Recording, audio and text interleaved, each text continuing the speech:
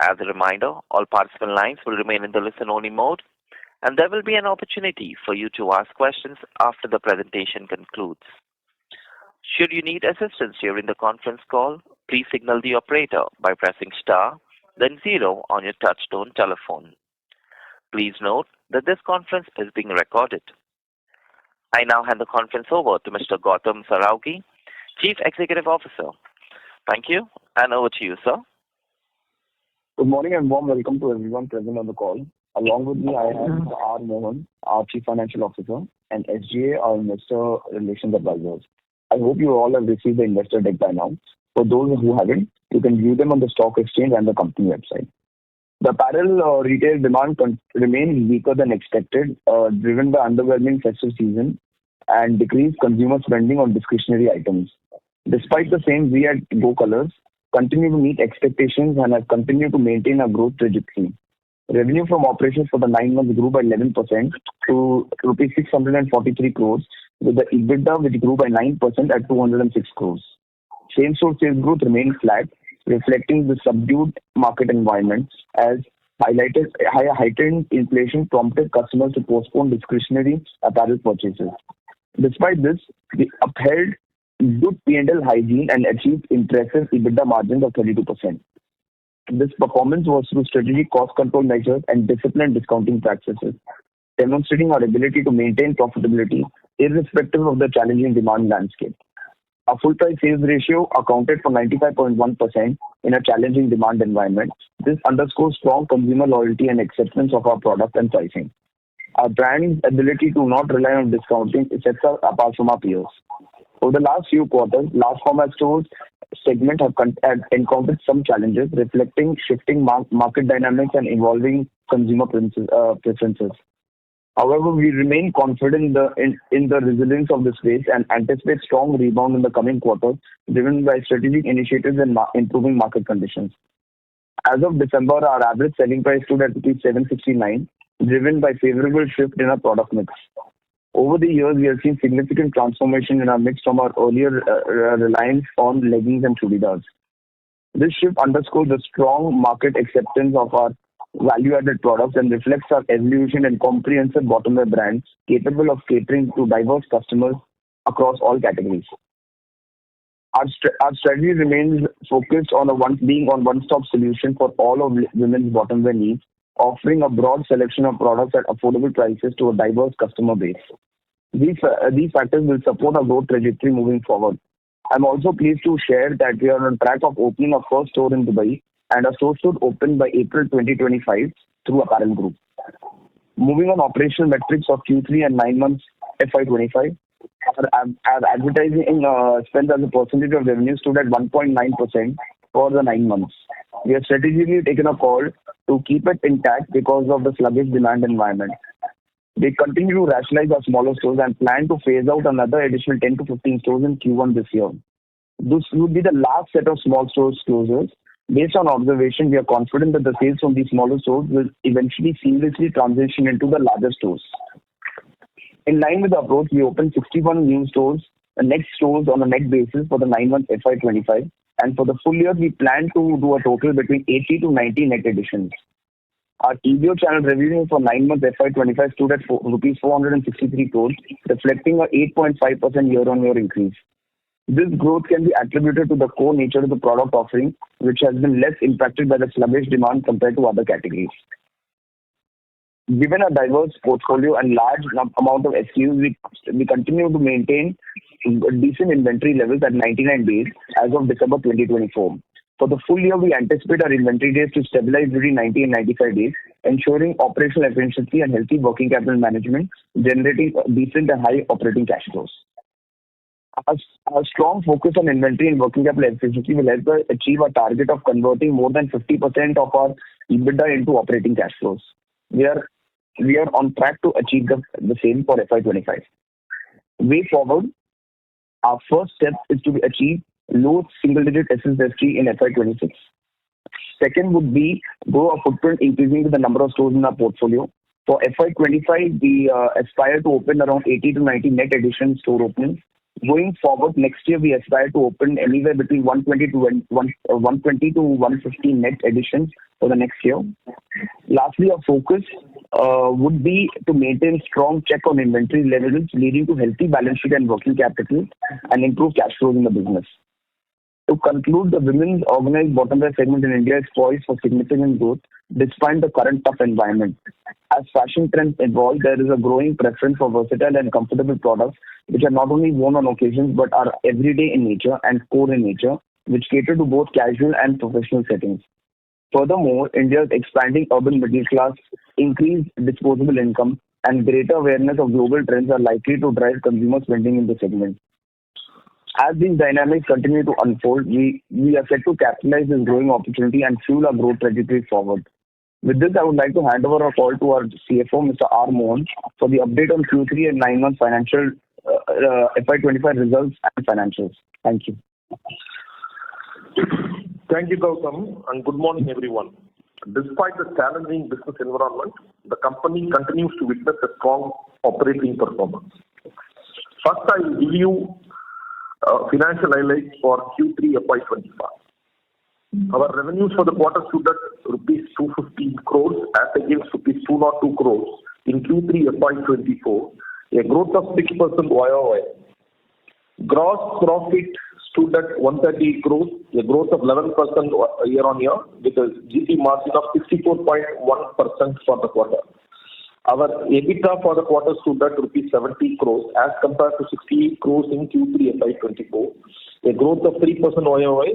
Our EBITDA margin stood at 32.5%. Profit after tax for the quarter stood at rupees 24 crores and witnessed growth of 4% YOY. PAT margin stood at 11.3%. Coming to the 9-month FY25 performance, revenue stood at rupees 643 crores in 9 months FY25 as against rupees 581 crores in 9 months FY24, a growth of 11% YOY. Gross profit stood at rupees 405 crores, a growth of 14% YOY, with a GP margin of 63% for the 9 months ended. EBITDA for 9 months FY25 stood at 206 crores as compared to rupees 189 crores in 9 months FY24, a growth of 9% year-on-year. Our EBITDA margin stood at 32%. PAT for 9 months FY25 stood at 74 crores as compared to 70 crores in 9 months FY24, a growth of 6% year-on-year. Our PAT margin stood at 11.4%. ROCE and ROE, excluding India's impact as on 9 months FY25 stood at 20.3% and 15.8% respectively. Cash and cash equivalents stood at 231 crores as on 31st December 2020. With this, we now open the floor for the questions and answers. Thank you. Ladies and gentlemen, we will now begin the question and answer session. Anyone who wishes to ask a question may press star and 1 on their touchtone telephone. If you wish to remove yourself from the question queue, you may press star and 2. Participants are requested to use their handsets while asking a question. Ladies and gentlemen, we will wait for a moment while the question queue assembles. The first question comes from the line of Devanshu Bansal from Emkay Global. Please go ahead. Hi, good morning, Gautam. Thanks for taking my question. Firstly, wanted to understand the growth trends have remained muted. It is also slightly weaker than our own expectations during the course of the year. What are the reasons for this? And also, if you could highlight if there is any significant growth divergence across regions for you. Sure, Devanshu. Thanks for the question. So, Devanshu, I think the difference why this Q3 has been a little bit of a weak performance is because of the festive. I think festive was far lesser than expectations, and we've done our channel checks as well, which is, and it has been consistent across different retailers we have checked. That festive was quite disappointing this time. But what was good about this quarter was that December onwards, the growth trajectory and momentum was good. Like post December 15, demand has actually picked up well. And post December 15, we've seen decent demand. But this entire festive and post-festive leading up to December 15th has been very subdued. Now, as far as region-wise understanding, see, look, I think, there are some positives which have come out in Q3 for us is North has actually reported positive SSSG. West India also has reported positive SSSG. South has been a little bit of a drag for us. One of also the reasons for South having a little bit of an underperformance in Q3 because of extended rains. See, regions like Tamil Nadu, Karnataka, especially in Tier 2, Tier 3, the rains actually, the monsoon actually continued into December. So some part of December sales actually kind of weakened the sales for South. And that's why South Q3 SSSG has been a little on the weaker side. But the positive side of this quarter is that West India has had actually low single-digit SSSG and North India actually has had mid-single-digit SSSG. So we are seeing some kind of improvement in demand when it comes to West and North of India. Understood, Gautam. That is helpful. Just a follow-up on this. So I noticed that particularly for Q3, the full price mix is 95 versus last year it was closer to 98. So this demand environment which you are indicating after December 15th, is this also due to start of early EOSS this time around? Can we attribute this to that? Yeah, I think, look, because festive was a little weak, in our case, we actually didn't start EOSS very early. We started around the same time which we usually start. But overall market, EOSS this time started a little early because of subdued demand and weak festive. Okay. And Gautam, in other categories, at least like food services, we are noticing that there is big consolidation happening from competition perspective, right? So there is a long slowdown and there are a lot of store closures that are happening around the state. So is your space also seeing store closures for competition as well because of this prolonged slowdown? See, well, there is honestly not only competition. If I see among all peers in retail, I think many brands are in consolidation mode because of slowdown in overall apparel and footwear space. So there's a lot of consolidation happening because the same store sales growth are weak, right? People usually tend to consolidate to maintain margins. In our case, we have done some little consolidation as far as small stores are concerned, and we look to close another 10 to 15 stores in Q4. Post which I think we are largely done with our consolidation. So from Q1 onwards, for the next financial year, we will probably see store closures in low single digit or mid single digit. It's not going to happen what happened this year. So next year, like this year, we are going to end up with an 80 to 90 net addition, which was actually lesser than what we had targeted. So on a gross level, we are actually closer to 120 this year. And because of our closure, we are going to end up with between 80 and 90. Next year, because it's going to be mid-single digit closures, which happens in the normal course of business, we are very confident that we'll be closer to that 120 now without any problem. I have more questions. I'll join back in the queue. Sure. Thank you, Devansh. Thank you. The next question comes from the line of Prakash Kapadia from Spark PMS. Please go ahead. Yeah, two questions from my end.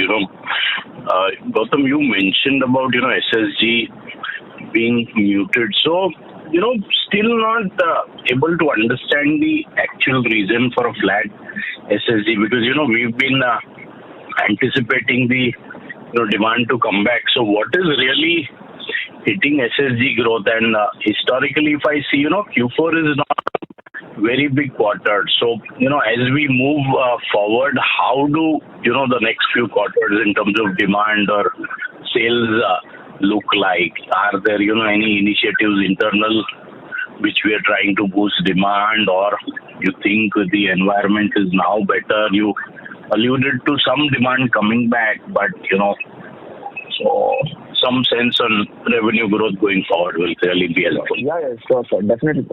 So see, to start off your question on SSSG, right? I mean, look, in this demand scenario, honestly, the fact that we are at flattish SSSG is actually, in my eyes, a very decent achievement.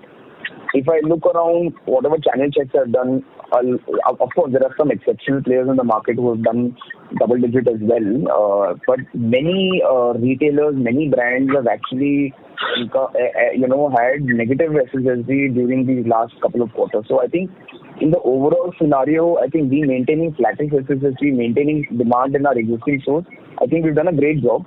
But the idea is obviously to move towards positive SSSG.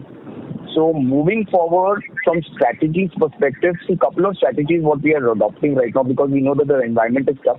Though we have always been a cluster-based expansion model, we are also now trying to control our cluster-based expansion model and trying to do more horizontal growth rather than vertical growth. So I think in the past, we went very deep in clusters and opened more number of stores. I think we will continue our cluster-based expansion model in a more controlled way. I think, so for example, in a market where we see a potential of opening 4 small stores or 4 medium-sized stores in a particular vicinity, we will open 3 medium stores instead of opening 4 small stores. So the idea is to control the cluster-based expansion model so that we don't end up cannibalizing. So that is one of the strategies. And moving forward, also from a growth perspective, I think next year we're looking at a double-digit company revenue growth with a mid-single-digit SSSG. And for Q4, we will target a low single SSSG, and companies working towards that goal. How we can make this positive? Okay. Fine. Thanks, sir. Thank you, Prakash. Thank you. The next question comes from the line of Sameer Gupta from India Infoline. Please go ahead. Hi, Gautam and team. Thanks for taking my question. Firstly, I'd like to dwell a little bit on SSSG like other participants. So it's been flat now for 6 quarters. Now I understand that overall consumption hasn't been in the best of health, but for a brand which is relatively small and young, it still seems an underwhelming performance. You also give some same cluster growth, and I see that has also now started to moderate. It used to be around 8 to 10%, now it's around 5%. So apart from the broad consumption, which may take some time to revive or we don't have a handle, what are the steps that you are taking as a company to revive this growth? Are there any pilots that you are doing? I understand that the bigger problem is footfalls right now. So any color on your own strategy, your own initiatives will be helpful. See, I'll tell you two things we are doing, Sameer. And one is, like I just mentioned to Prakash as well, on the expansion part. We are not trying to go very deep now. We understand that demand scenario is weak. If we try to go very deep in cluster-based expansion model, I also don't want to end up cannibalizing my own stores. So we are going more horizontal. So whatever expansion we are going with right now, we are also trying to go to newer cities, new towns, so that it is new growth which is coming into the revenue channel. And we are not opening the very small stores right now. What we've experienced when we open our mid-sized stores of 400, 500 square feet, the consumer is actually having a very good experience because of our extended product range. In that 150, 200 square feet, that experience is not coming. So we are also trying to open good experience stores of 400, 500 square feet and move away from the 200 square feet model. And also, like I mentioned, go more horizontal in expansion rather than going deeper into the same cluster. Second thing, I think, we as a company have done fantastically very well in cost control. In an environment where demand is weak, SSGs is weak, our actually operating margins and PAT margins have not seen too much of a decline. In fact, our absolute PAT has actually grown. I think as a company, our strengths have always been cost control. And future also, cost control is going to be a big positive for us during this weekend environment. I think keeping these two initiatives in mind, if we keep these two initiatives on, once demand revives, it will reflect in the top line revenue as well and even in the bottom line margins. This is helpful, and that actually brings me to my second question. So I noticed that on the cost line that you said, so gross margin up 264 bips, including subcontracting. Employee costs are up 26%, and other expenses are up 16% if you exclude ad spends. So just trying to understand reasons for the increase in gross margin as well as the employee and other expenses. Yeah, sure. So thanks for the question, Sameer. So on the GM part, Sameer, I think it's a product mix perspective also. Some of our products which had a slightly higher multiplier and higher GM, those products sold a little more than our other products. that had one impact on the GM to go up. And on the cotton prices as well, I think, we've had cotton prices coming down, and I think finally we have seen the full benefit of cotton prices. So we have done a 64% GM in Q4. I think steady state we see a 62.5 to 63% GM on a steady state basis. 64 has been a little on the higher side also because of some product mix which has sold well during festive, which had a slightly higher GM. But on a steady state basis, we see 62.5 to 63% of GM on a steady state basis. As far as salaries is concerned, which you very rightly pointed out, see, one of the reasons salary cost has gone up is, see, we've added 3 LFS partners in this entire 9 months. We added Lifestyle, we added Shoppers Stop, we added Pantaloons. So Pantaloons was already there, but we added more number of stores in Pantaloons. So Pantaloons we added about 70 to 80 stores, Lifestyle we added about 60 to 70 stores, Shoppers Stop we added 120 stores. So all these stores we have kept employees, which we usually do. It's just that these stores in terms of sales have not stabilized because they are fairly new to the rooster. So that's why employee cost on an overall basis has seen a sharp increase. But I see this employee cost stabilizing by Q1. See, Q4 anyways is usually a weak quarter in retail. But in Q1, I see this cost stabilizing, and this will come down in proportion to our revenue. So I don't see that as a concern. As far as the other expenses are concerned, where my revenue has grown by 11%, but my other expenses have grown by 16%. See, I think most of these expenses is rent. My rent has actually grown at 13% versus my revenue going at 11%, which is a good thing. So there's not a very big imbalance between my revenue and my rent. And my other expenses are just variable expenses, which are more linked to revenue anyway. So that also, the 16 and 11 is not a big concern. By Q1, it will stabilize. The salary part, which has seen a much larger increase, is largely on the basis of me adding more LFS stores, which are yet to get stabilized, which in Q1 we will see a good stabilization in those. Just a follow-up here. So by my calculation, ad spend, if you exclude the other expenses, up 16. So if rent is up 13, the other portion of other expenses will be up even more than 16. So, I mean, and if it's more variable linked to revenue. So, see, I think what has also happened is, many malls, the electricity costs across states and the maintenance costs and HVAC costs across also malls have gone up over a period of time. And that is also impacted, in some sense, it has impacted the other expenses. Got it. So, again, I'll just dwell a little bit on this. So, let's just assume SSS growth stays where it is. Where do you see the pre-Ind AS EBITDA margin bottoming out? Is it like currently it's around 17% and this is a quarter of a high revenue. So, where do you see this stabilizing on an annual basis? If SSS doesn't See, I'll tell you on this, Samir. Now, see, if I take for the 9 months, I have shut about 23 or 24 stores, and my write-off before my EBITDA is about close to 4 crores. So this has also taken an impact on my EBITDA. So that's why my other expenses are a little higher. See, if I take my closures last year for the 9 months, my total amount hit on my P&L was 2 crores 28 lakhs, and this time it is 4 crores. So that has also resulted in the other expenses as a percentage going up. So on a steady state basis, I think we will target a pre-Ind AS EBITDA of about between 18 and 20%, with at least being 18% going up to 20%. And this 18 to 20 is with a mid-single digit SSS, right? We are targeting to do a mid-single SSSG, correct. No, even if we do a low single digit SSSG, we are very confident that we will be able to achieve the 18 to 20% of EBITDA. Got it. Our target is to do a mid-single, but even with a low single SSSG, 18 to 20% pre-Ind AS EBITDA is very much possible without any problem. Got it. And one last question, if I may squeeze, more bookkeeping. So over 30 to 35 store closures this year, I'm assuming 10-15 will come in the fourth quarter. How many of these would be relocations?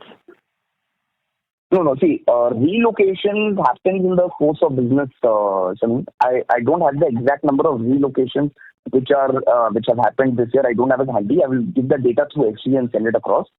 I had 23 store closures in this year. This 23 for the 9 months are net of relocations. Oh, okay. That answers my question. Got it. Yeah, so 23 is net of relocations. Fair enough. I will come back in the queue for follow-ups. Thanks a lot, Gautam, for answering. Thank you so much. Thank you. Thank you. The next question comes from the line of Gaurav Jogani from JM Financial. Please go ahead. Thank you for taking my question. Gautam, the question, is again with regard to the pre-Ind AS EBITDA margin. Now, if we look at, the average for the 9 months is around 17.5%. And typically, I have seen that, your margins in Q4 drag because of the lower sales and the operating deleverage at comes in. Taking that into consideration, it seems difficult, to do even a 16% pre-Ind AS EBITDA margin this year. Because your employee cost, again, as you mentioned, has been elevating to some extent. What gives you the confidence of taking it to 18% next year, even with the low single digit levels? No, I think, look, 18, I think we should aspire to get 18 from Q1 onwards, Gaurav. I think, look, the Q1 is a good quarter, and we also expect demand to pick up a little bit. So I think, considering, and plus we are not also going to have too many store closures next year, so that cost in the P&L also will not be there. So I think we should be able to deliver 18%. See, if I remove my store closures, which I've had, right, for the 9 months, I have generated close to 117 crore of EBITDA, pre-Ind AS EBITDA, with an 18.2% EBITDA. So currently, without those exceptional expenditure of store closures, it's about 18.2%. Considering next year I'm not going to have too many closures, and demand also will pick up a little bit, I think we should aspire to do 18% plus EBITDA next year. So Gautam, one of the key reasons here is the gross margins as well. The gross margins, not taking the subcontracting side into consideration, for the 9 months has been around, good 68%. And as you mentioned, that right now the gross margins are a bit elevated and it might see some correction. So with this benefit, kind of fading out or the gross margins level, still, that number is doable? See, I think, Gaurav, I think we should always look at the GM post subcontracting charges. I think that's the right way of looking at it. So I think, look, 63% is for the 9 months, and I think we'll maintain between 62 and 63 moving forward. I don't see a drop in the GM. I don't think it will be to the extent of the 64 what you saw in Q4, in Q3, but I think that between 62 and 63 will maintain in moving quarters, which earlier times used to be at 61. Now it will be between 62 and 63. And Gautam, just one question on the demand side as well. We are seeing most of the apparel guys getting aggressive, especially the value fashion retailers, in the apparel side, posting good double-digit kind of an SSSGs across the board. Now these players also typically, they tend to sell bottoms, and somebody like Judy, even they have the bottom wear offerings with them. So do you think there is also some impact from these guys on the overall demand? They might be taking away some share from you? See, I don't think so, honestly. See, our customer comes in for our quality and comfort and our range. And with all due respect, I think, look, the other value format retailers also have a good range in top and bottoms with good quality. So I don't want to say anything negative about that. But our customer comes to our stores because of our range quality. And I think our impact on revenue is largely to do with the overall demand rather than any competition in value retail, honestly. Sure. And got my last question was with regards to the LFS edition. This quarter around there were good LFS closures that we have seen. So anything on that? How do you look this? No, actually, what happened, Gaurav, is that the stores were under renovation. So one of our large format store partners, about 80 to 90 stores have actually gone under renovation, and it is temporarily closed. So that is why that number is reflecting lower in our number of LFS stores which we have reported. We have not really shut any LFS stores because, in fact, we've added through lifestyle pantaloons, shoppers and all. It is just that one of our LFS partners has 80 to 90 stores going under renovation, and that is why it shows the reduction in that LFS number. Okay. So that would have also some impact on the revenue as well, given that they are not operating this way. Yes, to a certain extent. Not much because it's only 80, 90 stores, and LFS being only 21 to 23% of the business, it wouldn't have had a very large impact on revenue, but yes, a small impact would be there. Sure, thanks. Thank you.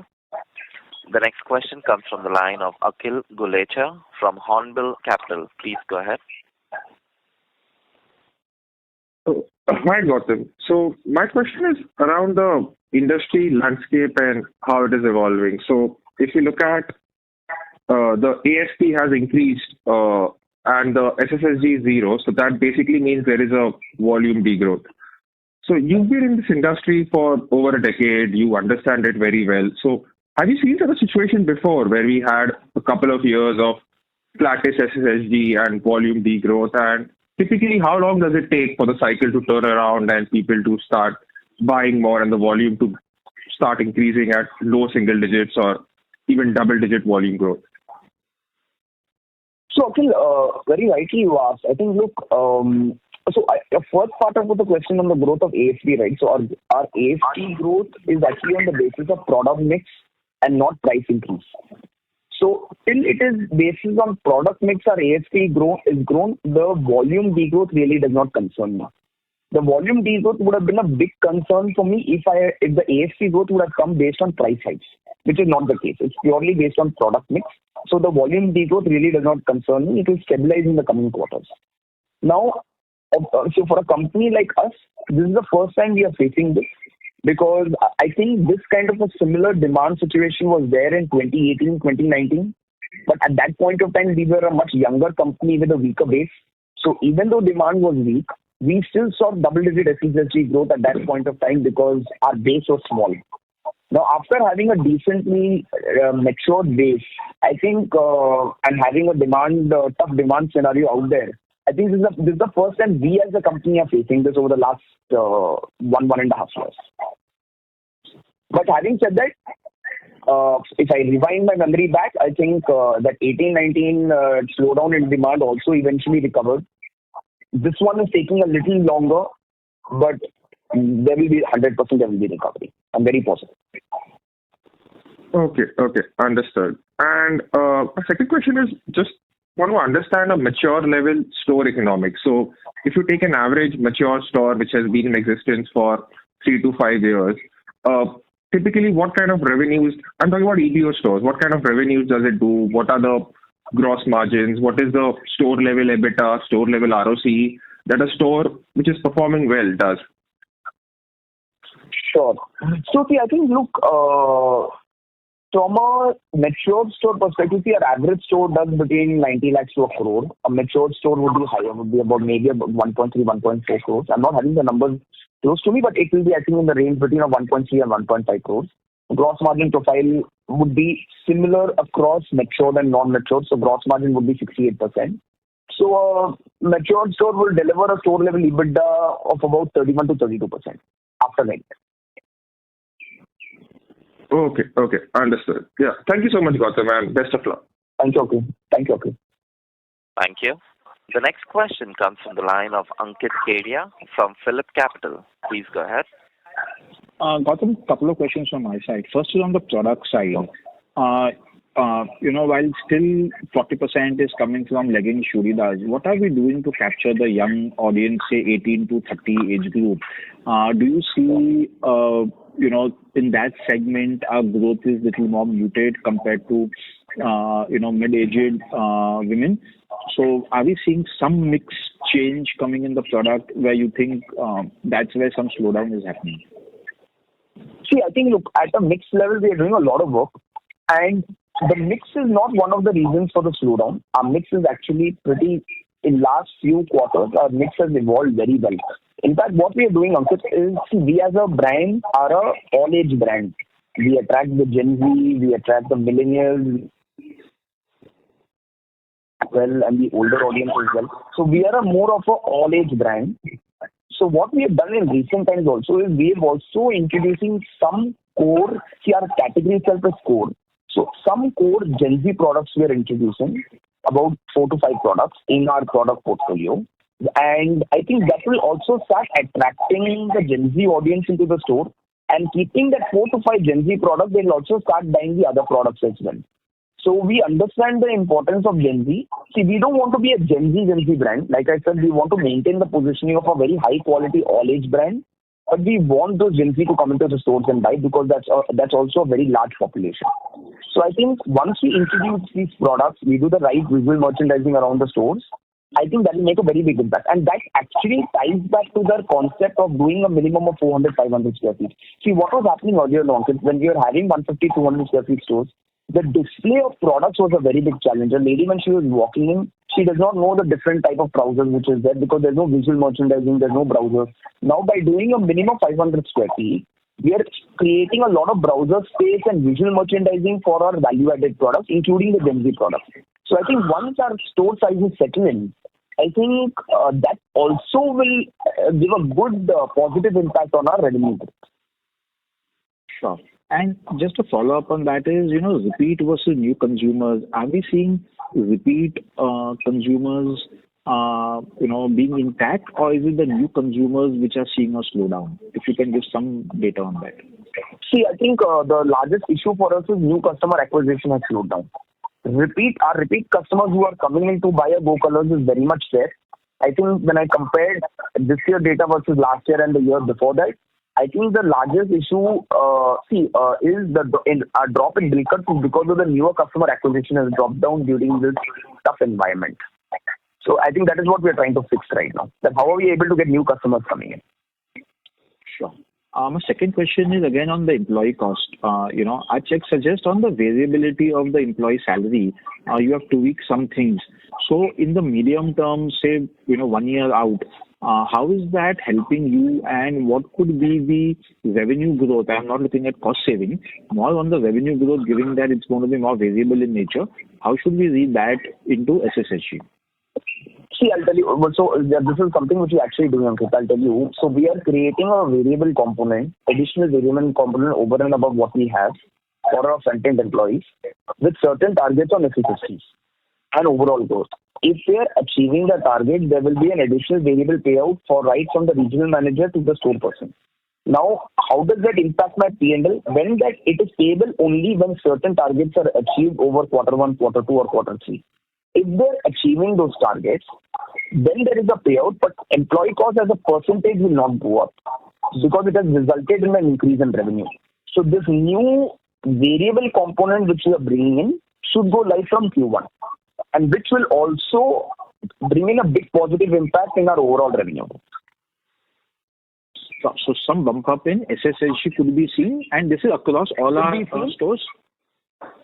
But then I don't know about across, but on a blended average level, we will definitely see good positive SSSG based on this variability coming in. Sure. No, but the variability payout it will be only after achievement of that SSSG. So even in a worst case scenario, if SSSG is not achieved, I don't see my variable employee cost going up because of that. So my question was, are we seeing this, new structure and employee salary across all our 800 odd stores which we have? Of course. See, it's not a very big structure. There's just a variable component which we are adding, but it will be across all the stores of the country. Sure. And my last question is on some of the new product launches which we had done, be it denims or be it shorts or be it loungewear, printed pants. How has been that response? Doing well, but the base is small, so very difficult to judge right now, but definitely good positive response. Denims have actually done well. Understood. Thank you so much, Gautam, and all the best. Thank you so much, Ankit. Thank you. The next question comes from the line of Tejas Shah from Avendus Spark Institutional Equities. Please go ahead. Hey, hi Gautam. Thanks for the opportunity. Gautam, my first question pertains to your views on demand sentiment. Now, despite initial expectations, and this is for retail at large, of a very strong quarter supported by consolidated festive season, packed wedding calendar, and then very robust winter, which it turned out to be. The actual performance for broader retail and then for us also has fallen short. So theoretically, all the tailwinds were there in place. So what's your opinion on, what's your read on the demand sentiment? Are there any, because you called out that southern part was actually a drag. So are there any nuance-based observation there, A? And B, what would have changed after 15th December where you said that demand has revived, and has that sentiment expanded to Jan as well?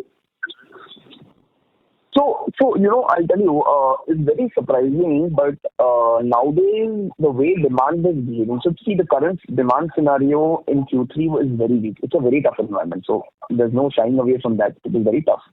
But nowadays, particularly on a question, what happened after 15 December, right? Nowadays, we are seeing that shopping during smaller windows or period of time happens in a very, very large way. When festive, there is a very, very big bump up of sales. So if you take the festive week and the week before that, it will be a 50-60% increase compared to the preceding weeks. So it's not a gradual build up to festive. That festive week and the week before that, the sales have a very sharp V-type spike, and then there's a fall. I think the same thing we also saw in December, where most of December was very weak, and when we were heading towards Christmas and New Year, there was another very sharp spike in sales, which recovered the sales of Q3. Honestly, that if that spike wouldn't have been there, the numbers would have been very weak.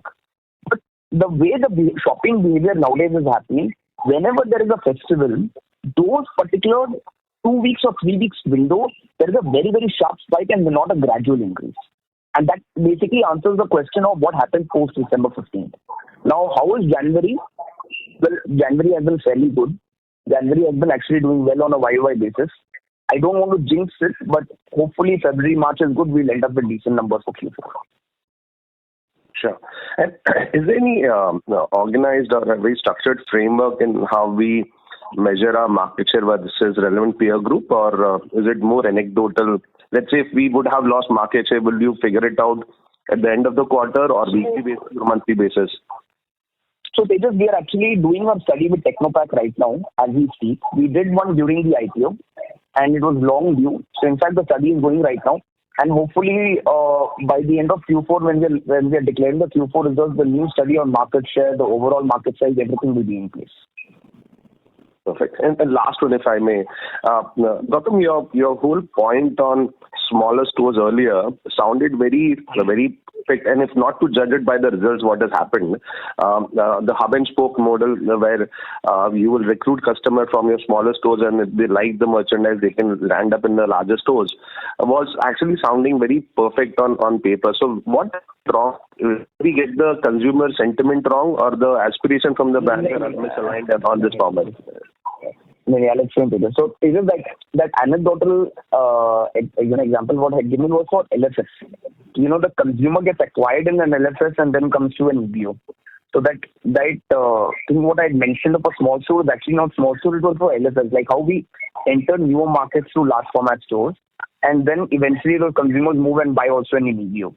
Now, why we have taken a certain step for a very small EBOs is, please see, look, our product range has expanded very well.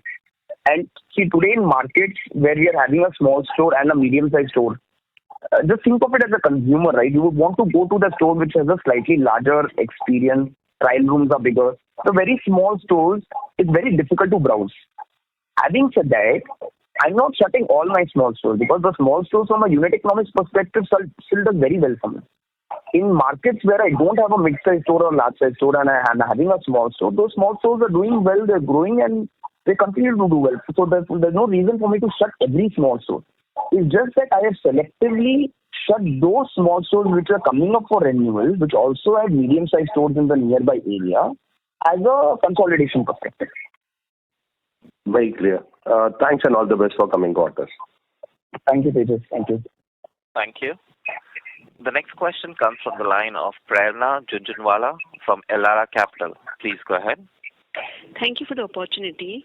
Sir, I had just one question. I just wanted to understand how many stores would be opened in the existing clusters and how many new cities or geographies you are trying to get into in the next 1 year.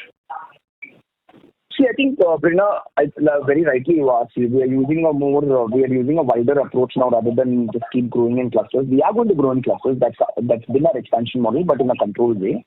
So I think earlier it used to be a 50-50 approach. Maybe now it's a 40-60 approach where 40% might come from existing clusters and 60-65% would come from newer markets. Okay. Understood, sir. Thank you, and all the best. Thank you so much. Thank you. The next question comes from the line of Devanshu Bansal from MK Global. Please go ahead.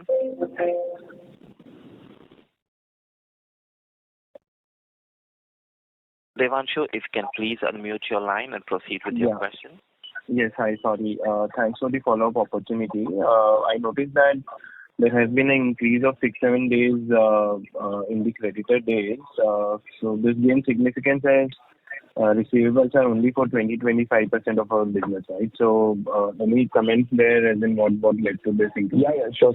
So, Devanshu, what has happened is because it has been a weak quarter, one of our LFS partners have actually paid us late. That one payment of about a total of about 9 to 10 crores, which was supposed to come in December, actually came in January first week. And because of that, our December 31st debtor days have gone up a little bit and also impacted our operating cash flow. So there is a working capital increase to the extent of 8 to 10 crores because of delay in payments from one of our LFS partners, which came in actually in January first week, which was supposed to have actually come in December. Understand. And last question from my end, Gautam. So you've indicated that certain value-added products have done well, right, in this quarter. But ASP increase is almost like 5%, right? So what would be the contribution of such products in this quarter versus the base? If you could just highlight. So Devanshu, I think, look, see, even our value-added products, right, we are not trying to price it very high. We don't want to price it 1,200 or 1,300 rupees. Like we've always maintained saying that we want to keep our pricing lower than $1,000 because we are mass premium, right? We are value premium. So that's why you've not seen a very sharp increase, but the value-added products obviously have played a role. From a strict perspective between chudidar legging and value-added products, I'm not having it right now. I'm guesstimating it will be between chudidar legging should be between 35 and 40. I don't have the number right now. I'll share it through SGA, but it will be around in that range. The chudidar legging would be around 35 to 40% of the sales. Okay, but maybe I just wanted to understand as in because the gross margin performance is really very good. So I just wanted to understand as in what is actually... Certain products in the trousers category had a slightly higher GM, and which has resulted in, but it has had a very small impact on the overall P&L. So also one of the reasons of GM being a little higher is also the fact that EBO contribution has been higher than LFS contribution. So I think considering all that, I think 63% is the...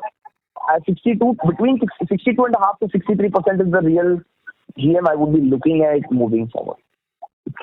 I just wanted to sort of clarify there is no one-off, right? So all of it is business performance in the gross. It's all business performance. There is no one-off at all. Okay. Understood. Thanks for taking my question. Yeah. No problem. Thank you. Thank you. The next question comes from the line of Aradhana Jain from B&K Securities. Please go ahead. Hi, thank you for taking my question. I have just two questions. One is a follow-up on the previous question on gross margin. How much of the gross margin increase will be because of product mix and how much will be because of the cotton prices benefiting you? I think majorly, it's very difficult to quantify in terms of numbers, but I think majorly it will be cotton prices led. Majorly. The product-led and the EBO-led would be smaller contributions, but it will be majorly driven by cotton price. Okay, and my second question is on pledge. So again, I wanted to understand that we've been telling that we'll eventually be reducing the pledge, but to the contrary, in quarter 3, we've increased our pledge by, I think, up 1%. So any thoughts on that? Any sense on by when we expect the pledge to come down? Yeah, thank you for this question. I was going to clarify this. See, we had an urgent requirement within the family, and we had to do this, unfortunately. And this also continues to remain short-term in nature. Now, when will the old pledge and the new pledge get cleared? I will come back soon with timelines and I'll give it to the market. Right now, I'm not having timelines in my hand. Unfortunately, I'm not having them. But the minute I have it, I will come back very soon with some timelines. Sure. Okay. Thanks. Thanks a lot. Thank you. As there are no further questions, I now hand the conference over to the management for their closing comments. I'd like to thank everyone for being part of this call. We hope we've answered all your questions. If you need more information, feel free to contact Mr. Devendra Dhruva from SGA, our investor relations advisors. Thank you so much. Thank you. On behalf of Go Fashion India Limited, that concludes this conference. Thank you for joining us, and you may now disconnect your lines.